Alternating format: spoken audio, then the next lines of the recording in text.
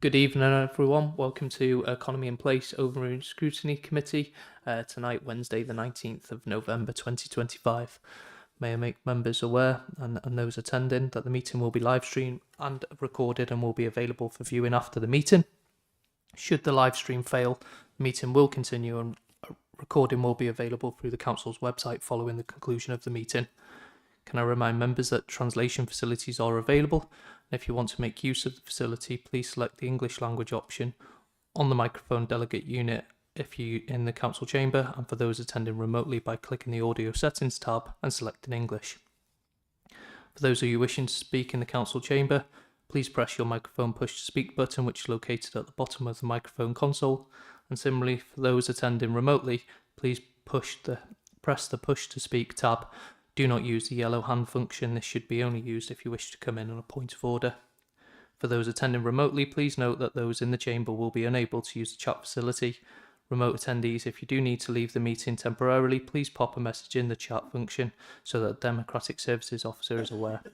I expect everyone present and participating in the meeting to conduct themselves appropriately and respectful to each other.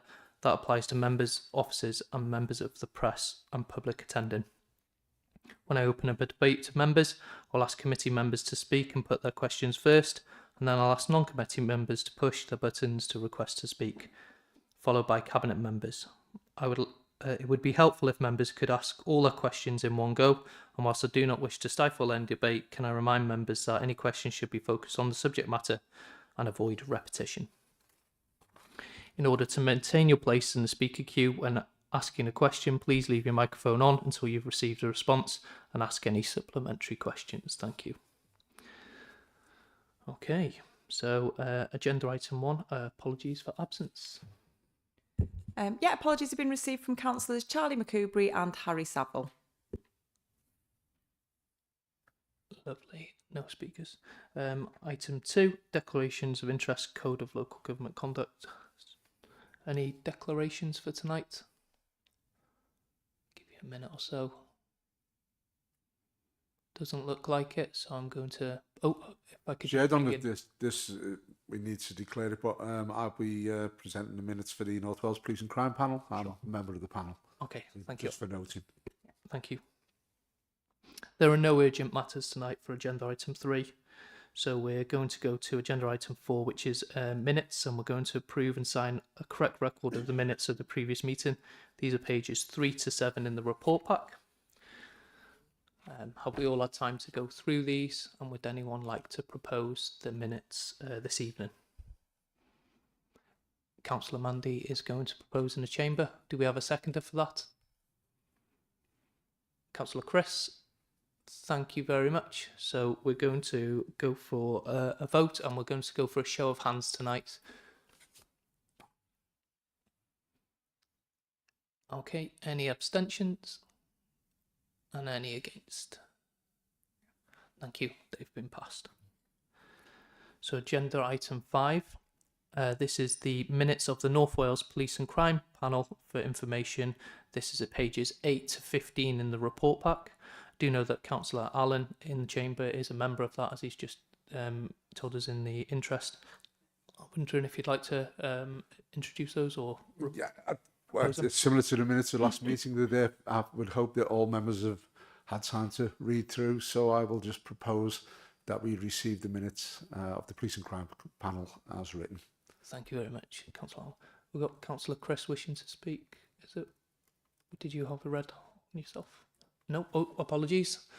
Do we have a seconder for the North Wales Police and Crime panel? Councillor Gale, thank you. So again, we're going to go for a vote for a show of hands. So 4. Thank you. Against? And any abstentions? Thank you very much, members. Thank you. Agenda item 6 is questions to cabinet members. There are none submitted for tonight's meeting. So item 7 is to review the Economy in Place Overview and Scrutiny Committee Forward Work Programme found on pages 16 to 21.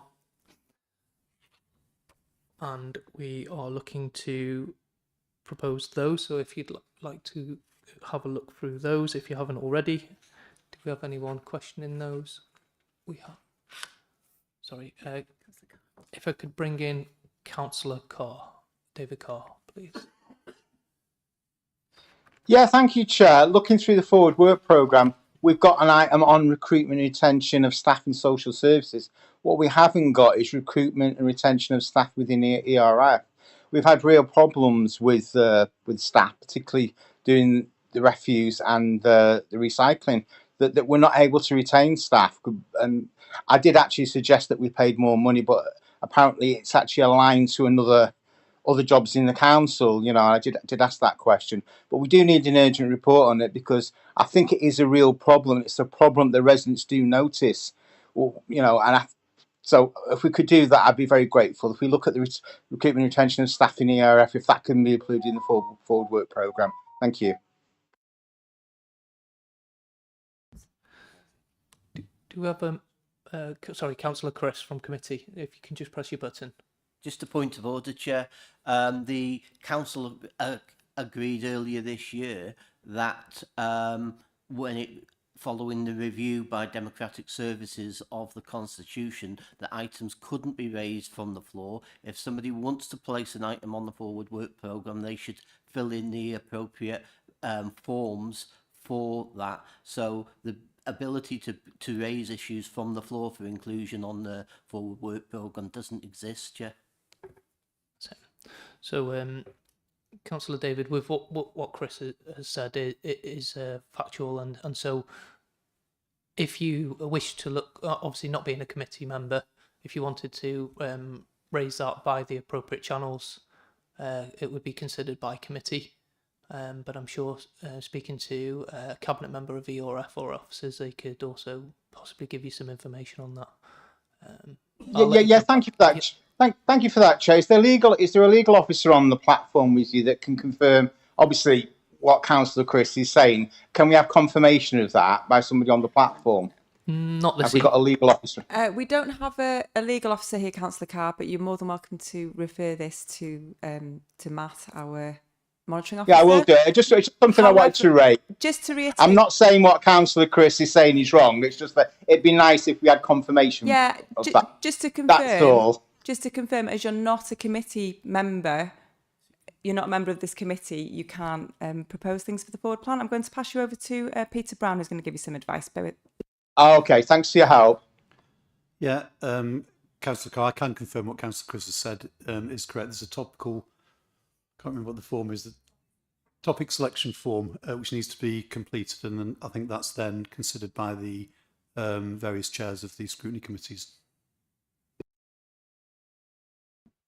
So I'm glad to get some clarity on that tonight, but thank you for your comments anyway. Going back to the forward work programme then, committee, if anyone would like to propose those, that forward work programme as it stands in the report back, I've got Councillor Mandy in the chamber and Councillor Chris. Thank you. And so we're going to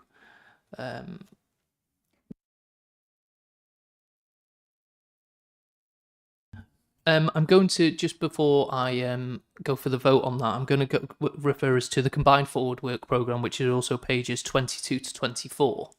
And once we've had the opportunity to have a quick look through those, if we've got a proposer in second, and then I'll take the vote en masse if that's the case. So have we got a proposer for the combined forward work programme? Any comments?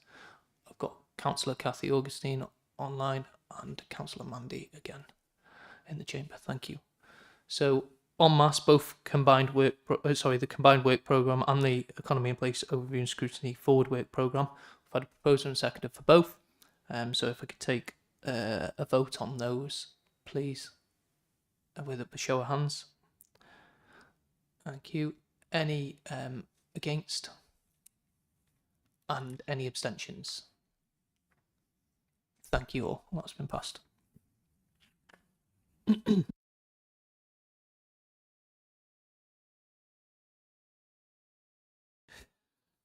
I'd just like to bring an update as well that coming forward to the next meetings, we've got tourism levy together with the crime and disorder matters and we will be receiving an annual update from the North Wales Police and Crime Commissioner, and also an update on the work of the Community Safe Partnerships. Okay, so agenda item 8 is to receive a presentation tonight from Helen Gallatin from the Emergency Manager for the North Wales Council's Emergency Planning Services on the contingency plans for North Wales. We've got Peter, Head of Regulatory Services tonight, who's going to introduce Helen, and then we're going to receive that presentation. So I'll pass you over to Peter. Thank you, Chair. Yes, evening members. I'm introducing Helen, who's the manager of North Wales Council's Regional Emergency Planning Service, which is does what it says on the tin. They look after our emergency planning, help us with responses, and just give us general advice. This is something that was regionalised possibly 10 years ago. So it's quite a mature service now. So there is no report. So Helen's here. She's the manager. So she's going to cover, I think, a general overview of emergency planning and responses, because it's been a while since there's been a presentation from New Chraffu. So taking a kind of basic overview. What is emergency planning? What's response? What does it look like, and what the service does for Conwy? So without any further ado, I shall give you Helen. Thank you, Peter. Thank you for the invite tonight.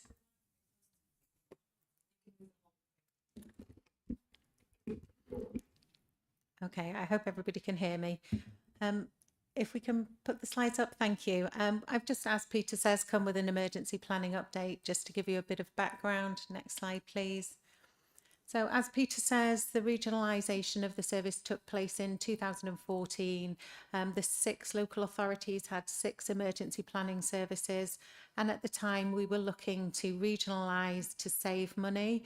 In effect, we've saved over £300,000 since 2014 by regionalising the service, despite increasing costs on a year-to-year basis.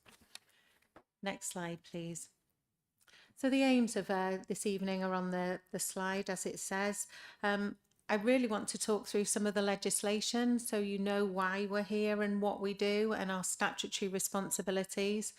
Have a look at the Local Resilience Forum. I'm not sure whether anybody is clued in on the Local Resilience Forum or has any engagement with them. Also looking at reflections on some incidents that have happened in Conwy, reviewing what we accomplished in 2024 to 25, and then a forward look at this year and what we're planning to achieve. Next slide, please. So why do we have emergency planning? It's a very big question.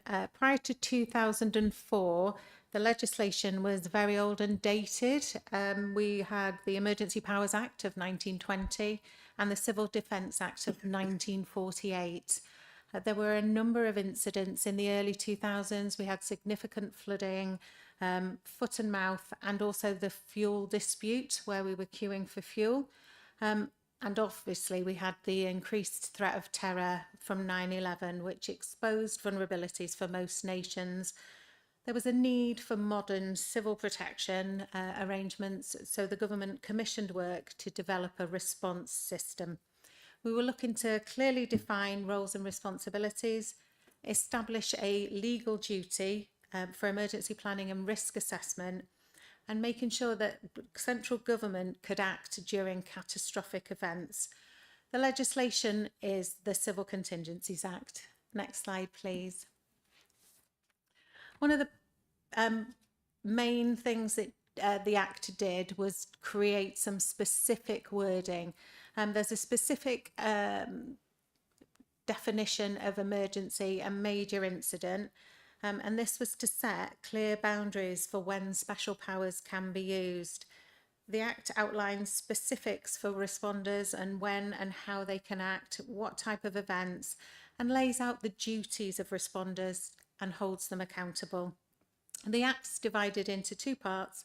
Part 1 outlines local arrangements for civil protection, which is what we'll concentrate on tonight.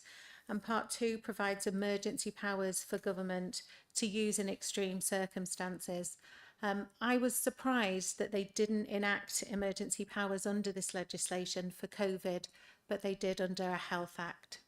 Next slide, please.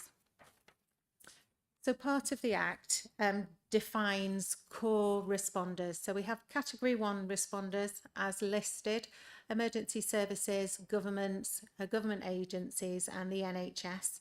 Both the NHS and Public Health Wales are included.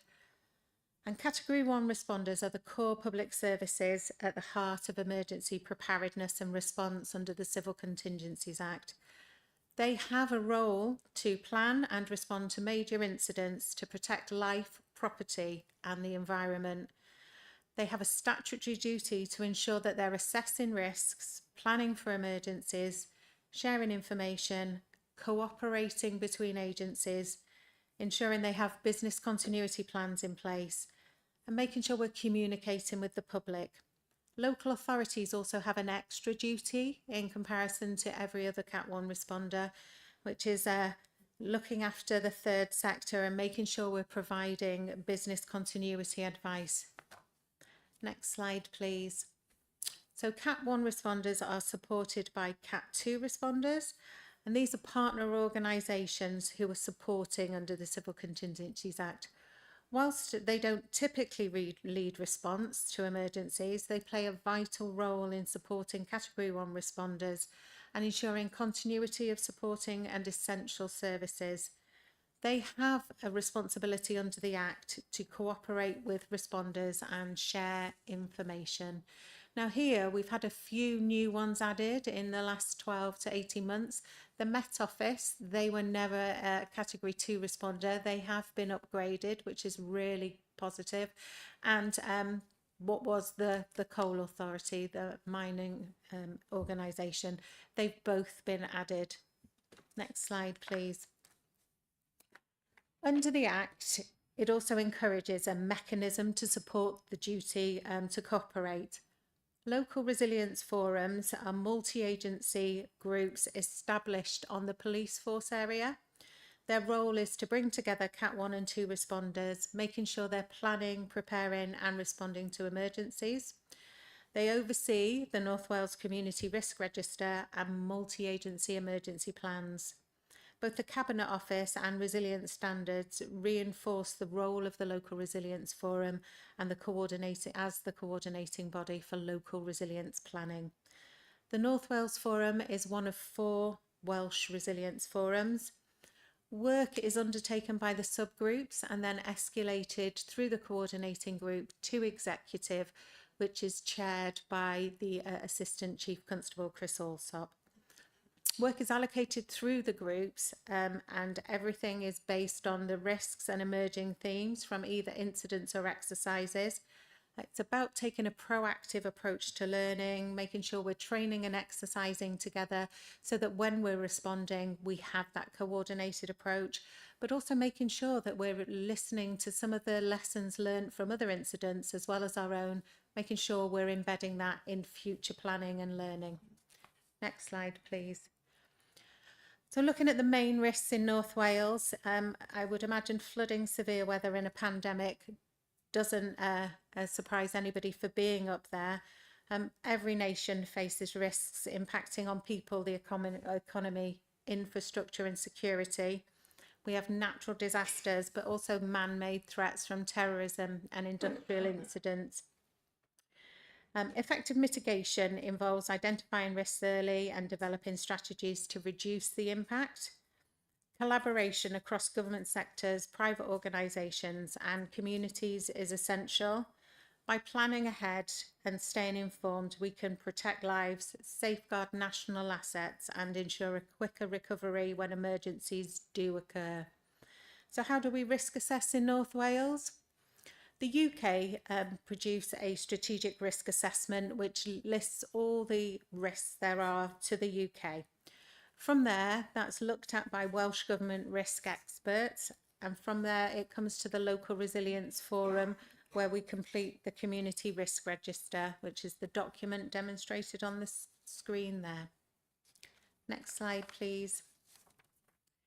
In addition to the Civil Contingencies Act, there's also a number of pieces of industrial emergency planning legislation. We have the Control of Major Accident Hazards, which is a regulation to prevent and mitigate the effect on people in the environment of major accidents involving dangerous substances. So in North Wales, we have 4 upper tier coma sites, which tip into needing an off-site plan. Fortunately, there aren't any in Conway. They are in Wrexham and Flintshire. They're Kronospan, FMC, Great Bear and Synthite. The plans are reviewed and tested every 3 years as part of the local authority remit. We also have pipeline safety regulations.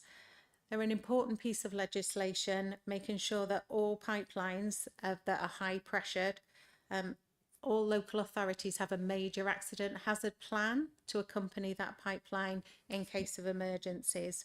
Wales and West do have a high pressure pipeline that runs through Denbighshire and Conway, and we do have plans in place for that pipeline. So REPIA is the Radiation Emergency Preparedness and Public Information Regulations. It's a framework of emergency preparedness measures to ensure that public are informed and prepared in advance of an unlikely event of a radiation emergency occurring, and also provided with information if an emergency actually happens. We also have a lot of emerging risks that are coming through.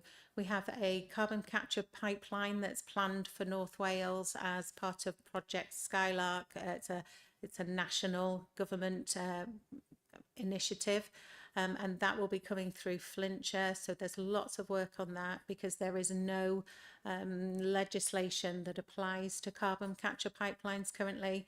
The same with, we're seeing battery energy storage systems coming through our planning systems, and there is no legislation that guards around those either.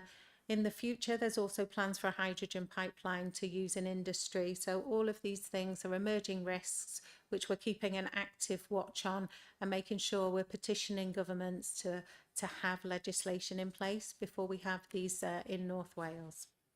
Next slide, please. So local responsibilities, the local authority responsibilities in emergencies. As we've said, as a Cat 1 responder, we need to assess risks. We need to provide support to our emergency services partners, as well as having emergency plans in place. One of our big roles is about how we support the community, identifying the vulnerable population, providing support, making sure if we're opening rest centres and doing any evacuations, people are well looked after, provided with temporary shelter via a rest centre.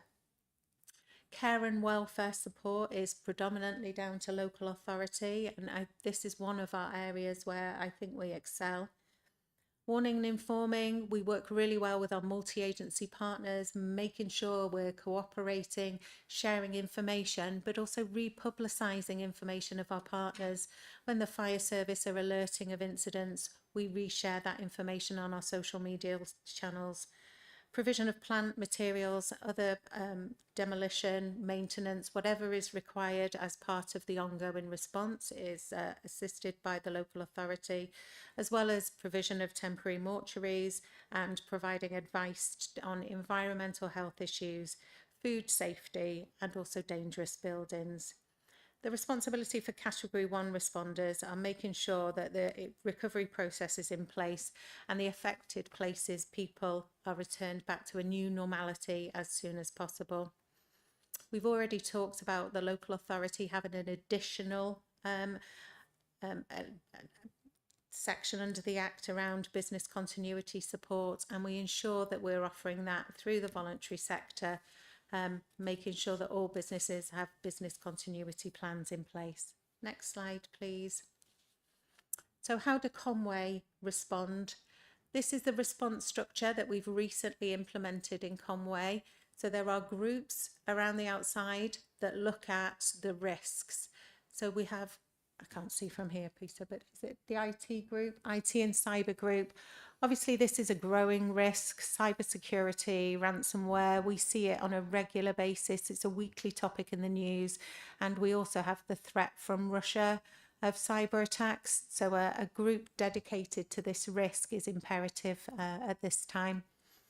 We also have a group looking at operations. They're your street scene, they're out there, they're the people that are putting on the road diversions, clearing up after storms. It's an integral part of the process, as is recovery.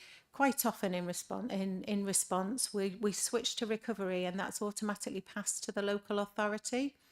We have a big responsibility about how we're protecting our communities, how we're looking at the impact on our community, and how we're restoring it to what is best for that group of people. We also have a communications group and a training group that look at how we're sharing comms, taking part in the multi-agency tests, exercises, but also when events happen, we set up a multi-agency communication cell, and this group will lead into that. And the final one is humanitarian assistance, which is a big area, how we're looking after people, how we're treating them. And I think this links in really to recently we signed the Charter for people bereaved by public tragedy. And there's a big piece of work here about how we're looking after people, making them feel valued and making sure that we're looking after them correctly. So, yeah. It's a really good structure, and it all reports into an emergency management response team, which then feeds into a strategic panel, which is chaired by the chief executive. So we have the mechanisms there to make sure that work programmes are progressing, work is underway, and it's being fed up to the chief exec. Next slide, please. So what have we done in the last 12 months? I think that the stats say it a lot, really. Our main work is around severe weather, 199 flood alerts, 21 flood warnings. That's just for Conway. We have them for the other local authorities as well. Met Office, 66 Met Office weather warnings for Conway in terms of rivers and flooding. Coma exercises we do on a 3-yearly cycle. Our last one last year was with Synthite, following an incident there the year before. It has been a challenging exercise, but it's been undertaken and the cycle has been completed. We've had a major accident hazard pipeline review, reviewing all the plans we have across North Wales so that they're up to date. Major incident workshops with education. One of the things we wanted to do is, in view of Martin's Law coming in the next few years, we've worked with schools and counter-terrorism police to make sure there's a workshop about risk and how schools can deal with lockdowns and other issues. The workshops have been attended by every school in North Wales. It's been a really valuable piece of work, and it will help us embed the guidance around Martin's Law as soon as it's received. As I said, we've signed the Charter for the bereaved, for those bereaved by public tragedy. It's a great piece of legislation following Hillsborough. It's about cultural commitment and how we're making sure that we are people focused and putting people at the centre of our response and putting them above reputation.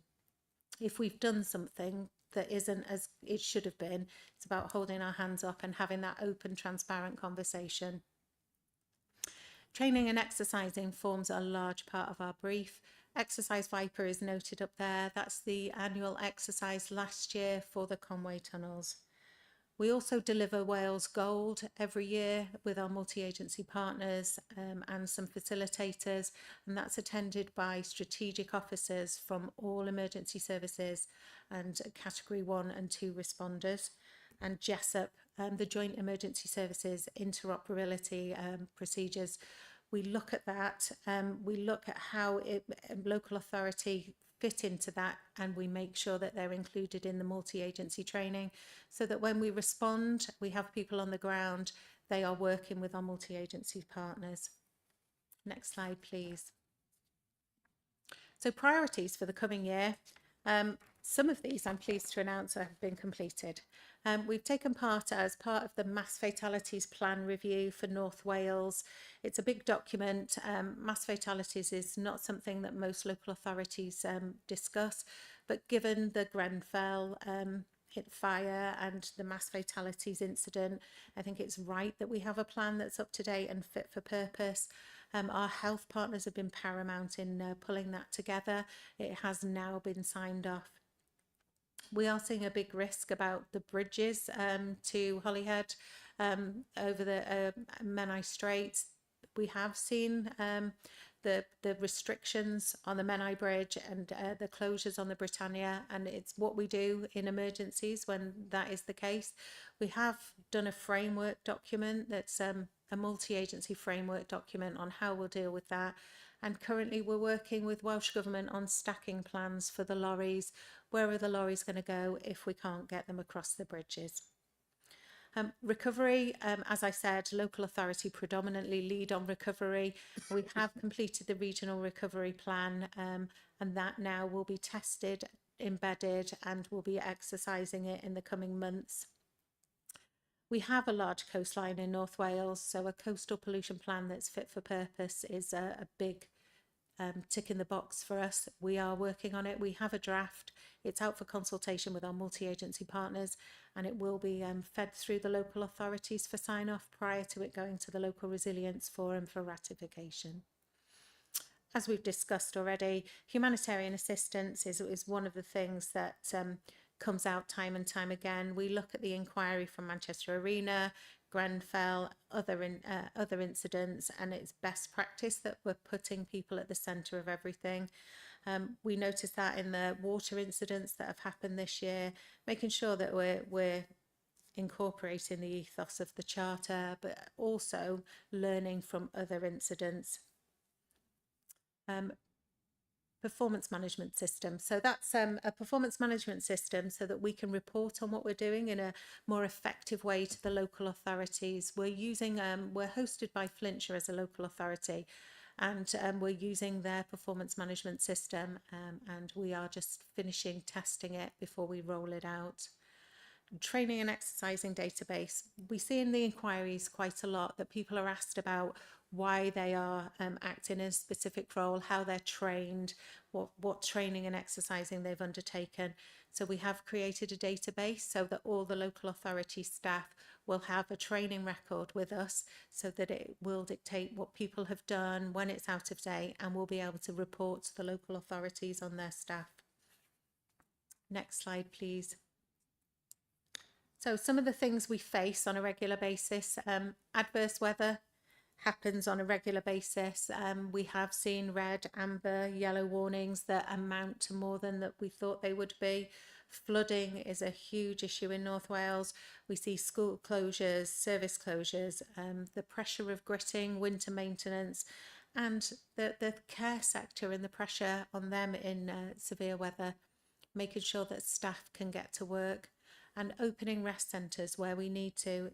It all falls under adverse weather and does put a lot of pressure on the local authorities. We've seen a number of wildfires this year. There seems to have escalated.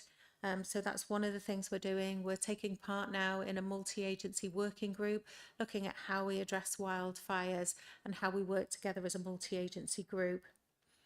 Also, we had the Conway fire in the tunnel earlier this year. Lots of work is going on with the tunnels, and multi-agency plan is being developed so that anything that happens in the tunnels is dealt with appropriately and as quickly as possible. It's a main route through North Wales, and it's imperative that we keep it open. Welsh water incident. Obviously we had the Conway one, and then following that in the summer during a heat wave we had the one in Flintshire. Welsh Water aren't here tonight, but they obviously delivered water. We had a lot of learning from that. We have done debriefing to look at where we can improve things. Water distribution plan has been updated following the incident. There's lots of work ongoing. And of course, we can't touch on things that have affected us recently without mentioning COVID. The pandemic obviously affected us greatly, and we are still seeing different strains coming through and affecting us. Thankfully, not as it was previously. Next slide, please. So, learning. Conducting a debrief after an incident is essential for learning, accountability, and making sure that we're maintaining that continuous improvement. One of the key benefits of debriefing is improving performance. We reflect on what went well, what didn't go so well, for both individuals and teams, and it helps to make better decisions moving forward. It also promotes strong communication between teams and individuals, creates a safe space for people to share, and it also builds trust within teams and multi-agency groups. From a personal perspective, it also allows people to offload some of the emotional burden that they may have had or been at risk of from the incident that they attended, especially when they're high stress or intense situations. And it helps to reduce burnout, supporting overall well-being of staff. It also enhances accountability. So we take the time to evaluate outcomes. It reinforces individuals and team responsibility, whether in any setting, healthcare, education. Debriefing helps identify areas for improvement. It shares critical insights and prepares the workforce for further incidents. Next slide, please. One of the main things is how we recover from incidents. As councillors, you all have an interface with your community, and you are the link between Conway and the community. You know what's happening in your areas, you know the mood, you know how it's affecting people, and it's about how we feed that into the recovery and what's important to people, making sure that we're embedding some of the learning, but also making sure that you're involved in the process of debriefing, which is one of the vital things we do, making sure that committees have reports on incidents and what's happened, and also taking part in any inquiries moving forward. Next slide, please. And then when we look at response, making sure that you are, obviously, as councillors, you've built really strong relationships within your communities, and with senior politicians have an important role to play in seeking assurance regarding corporate council preparedness. We also look at you knowing your area on a very local level, outward facing community leadership roles, and understanding and knowing your community, where there's particular vulnerabilities, what community assets you have, and what can be drawn on. You have that local knowledge and networks that need to be the eyes and ears on the ground for local authorities. Having that interface is the most important role you have. Next slide, please. Just on the last slide here, I've attached some websites, just the links for some of our partners. We've got Natural Resources Wales, flood warning information, and how people can report an incident. National Risk Register, that's on there as well, just in case anybody's got any information or anything they would like to research, along with the links to the Local Resilience Forum and of course our team. Thank you for having me today. Is there any questions? Thank you, Helen. I'm just going to have a look if there's any speakers tonight while my screen goes. Yeah, we've got Councillor Nia online.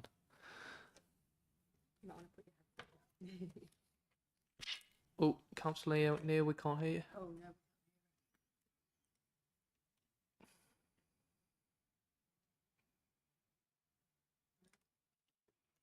no. Just make sure you're not muted, Nia. Bottom right of the screen. No, if not, if you click on audio settings and just make sure the levels are turned up, or click on settings and make sure you're connected to the correct microphone or device.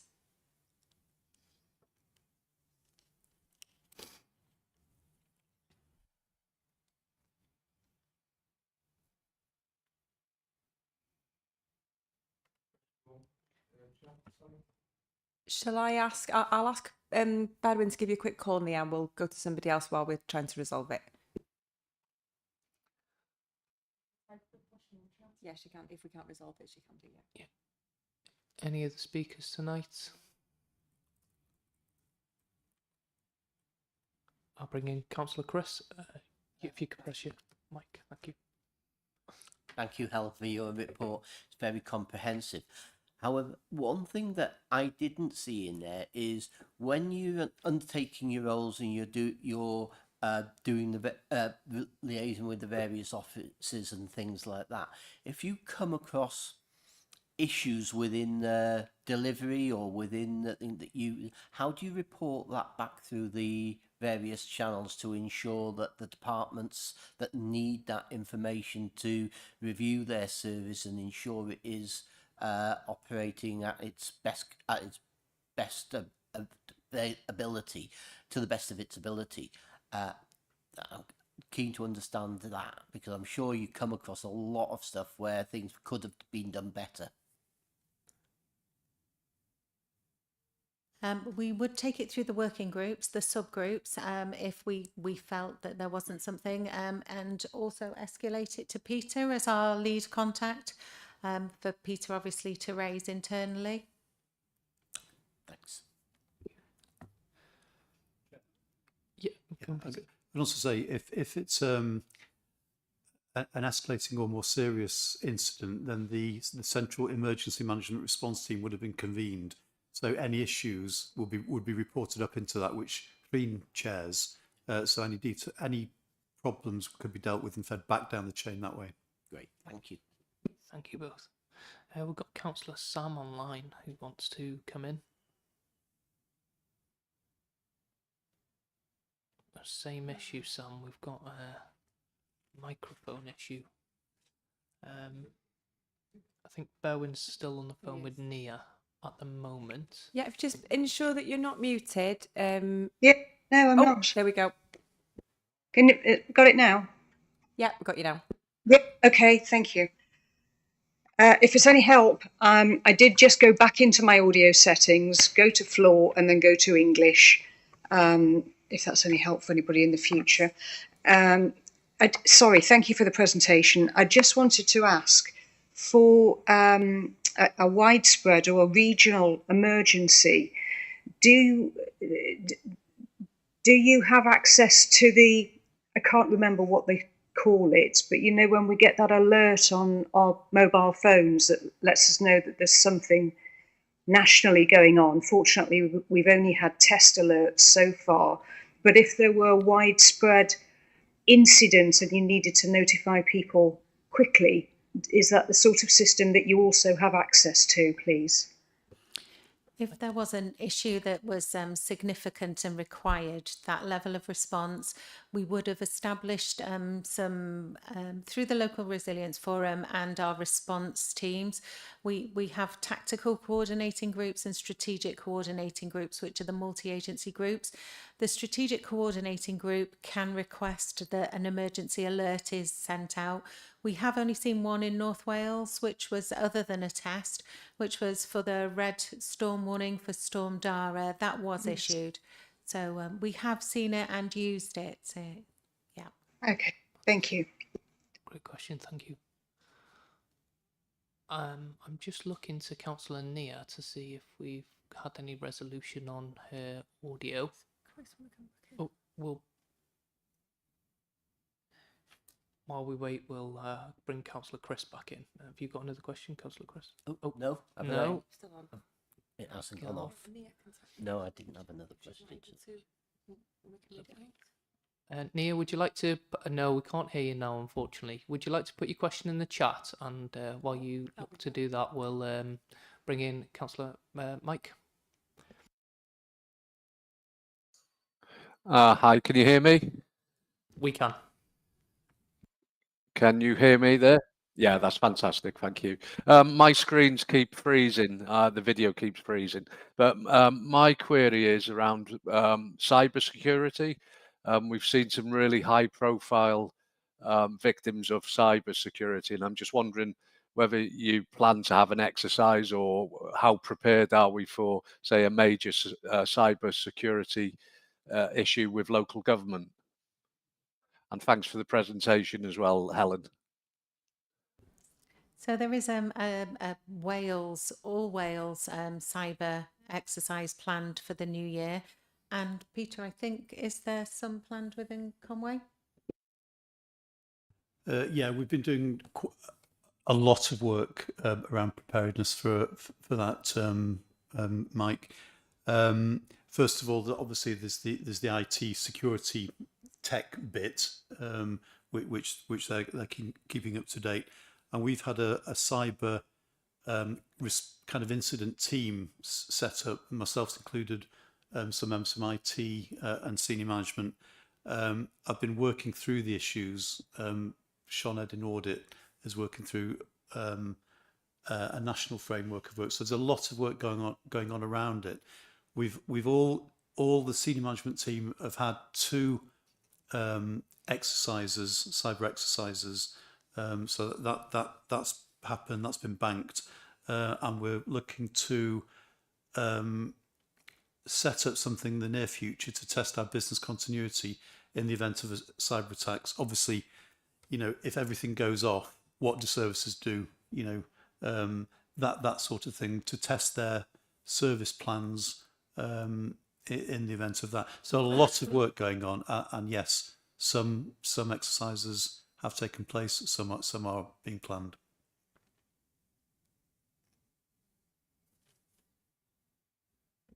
Thank you very much. I suppose from myself, I want to thank you for the presentation.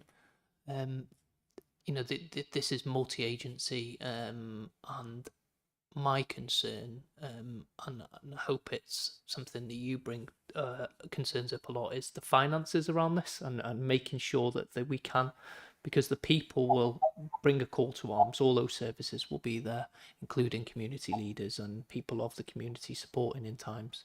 But it's the financial support and where that would come to on a huge national incident. I'm sure money would come centrally, but when they're smaller localized things, they do put the strains on the services.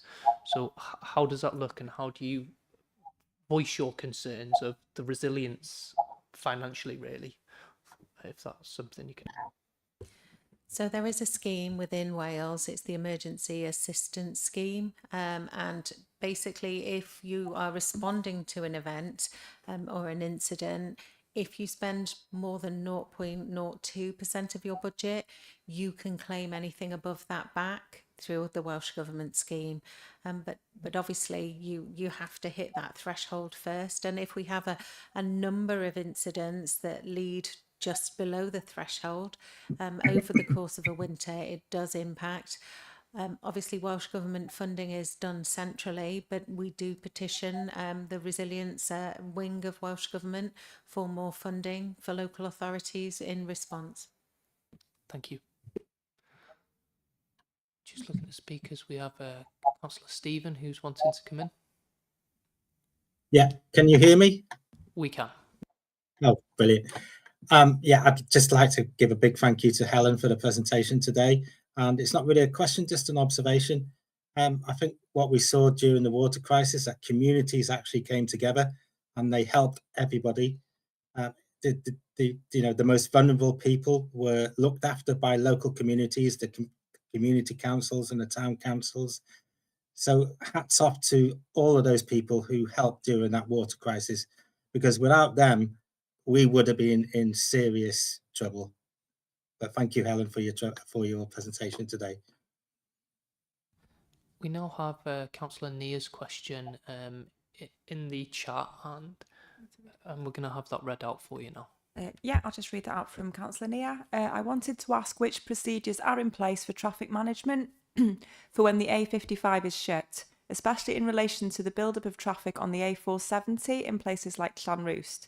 During the recent closure, there wasn't any traffic management and town councillors were trying to manage the situation, but were faced with a lot of animosity from drivers. What can be done to relieve the situation in the future in terms of emergency planning? One of the things we're looking at is stacking of lorries. Lorries on those A roads, whilst they're thin, there are pinch points such as Llanrwst that are quite difficult for big vehicles. So if we can stack the lorries, take them out of the diversion route, it will alleviate some of the pressure on traffic. I personally obviously the A55 is the responsibility of the North and Mid Wales Trunk Road Agency, as is the diversion route the local authority.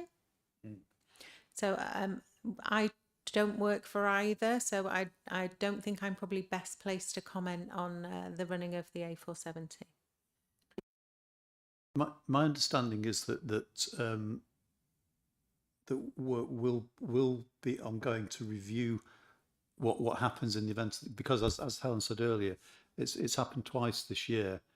So Namutra, I think with other agencies are looking at that plan going forward, because clearly it's an issue, and lorries, what happens with lorries is a massive problem. So yeah, it's recognised, Councillor Neer, and I think there's going to be some work by the agencies looking at that. There is work ongoing on a multi-agency plan for the tunnels, so that all agencies will come together to look at how they develop that plan in looking at diversion routes and also maintaining the carriageway. It's about how we respond really quickly to get any temporary roadworks off and make sure that we're maintaining the highways. So that will be included in the multi-agency plan. I can see a little bit of nodding from Councillor Neer, so I think it would be fair to say she was quite happy with that response, and that work is getting looked at. But you know, maybe next time you come to us, it would be great to have an update of how that work has progressed. That would be great to see. I've got Councillor Mike. Oh, sorry. Just before I bring you in, Yeah. I've got Councillor Cathy first, who's on committee, who's wanted to speak. Thank you. Can you hear me? We can. Lovely, thanks. So just really a supplementary to Councillor Neer's question. I hope that the mitigation plan for the A55 is going to be a holistic look at what happens following tunnels being closed, etc. Obviously, I'm thinking of my ward as well, of Penma Mawr, and the transition through into the neighbouring ward of Conwy via the Sucknant Pass. I'm sure some of us have seen really eye-watering pictures of articulated lorries trying to go up the Sucknant Pass and just managing by a hair's breadth without falling off. And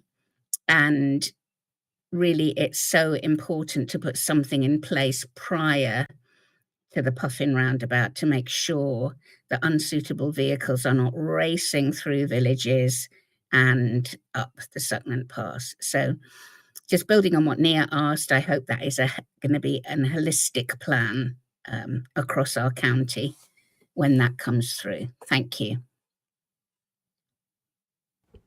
We will ensure your comments are taken back to the group working on that. Diolch. Just before bringing Councillor Garomway, it was Councillor Mike Priestley to speak next. If he could just put his push to talk back on if you wanted to come in.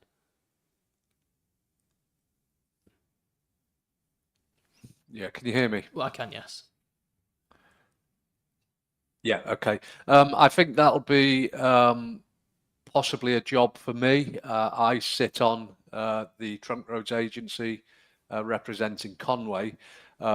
Ironically, the second meeting I had was during the second tunnel closure. So all around me while I was meeting with Namutra, there was absolute chaos. They did try to stack the wagons up.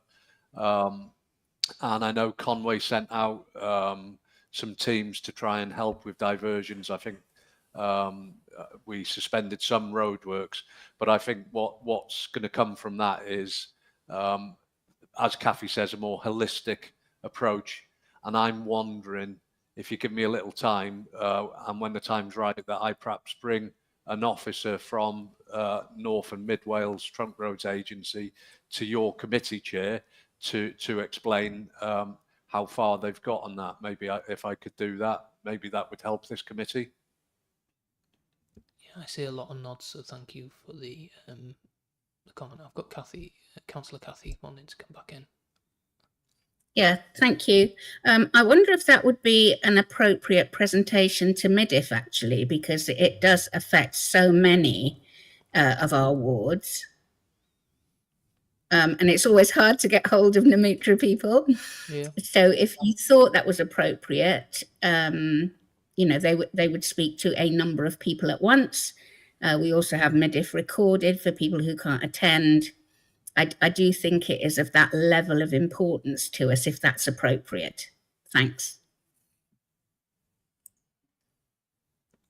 I think if that's happy to come and see what I can do, and yeah, I'll do what I can. Yeah, I think that proposal is well, presentation looks like it's going to end up there.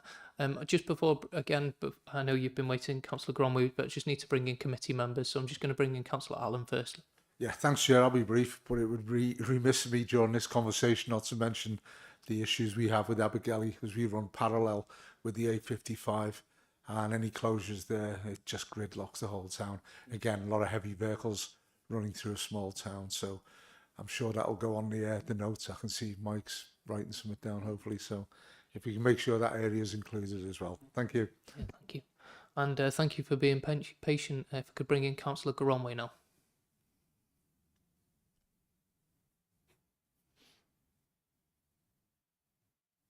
Councillor Gromway.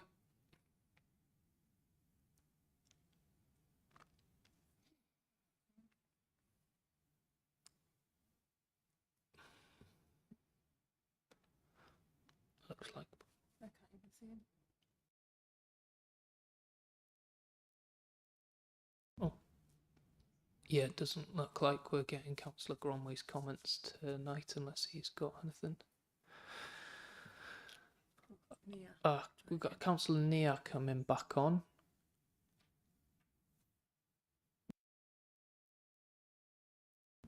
No, we can't hear you, unfortunately, Councillor Nia. I am sorry. Okay, it looks like that's the last of our speakers this evening. So thank you, Helen. Thank you for presenting tonight, and I thank members for their comments and your answers. So we've got Councillor Sean just come in at the last minute. So if you'd like to come in, Councillor Sean. Yeah, can you hear me? We can. Oh, thank you. Sorry for very last minute, because Councillor Gromway couldn't speak, and I know Nia's